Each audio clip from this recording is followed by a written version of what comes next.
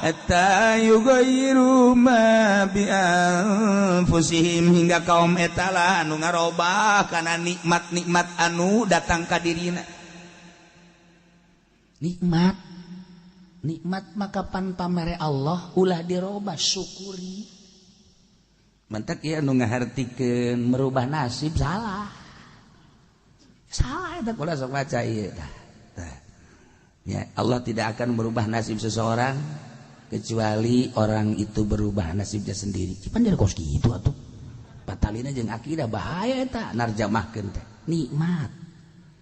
Kabeh ieu aya sabaraha ayat nu patali jeung ieu nikmat kabeh ge lain nasib. Nasib moal bisa dirobah. Bil qadari khairihi wa syarrihi minallahi ta'ala. Mantap ieu tanggung jawab teh jelema teh. Anu nyieun tarjamahan ayat ieu ku nasib. Nikmat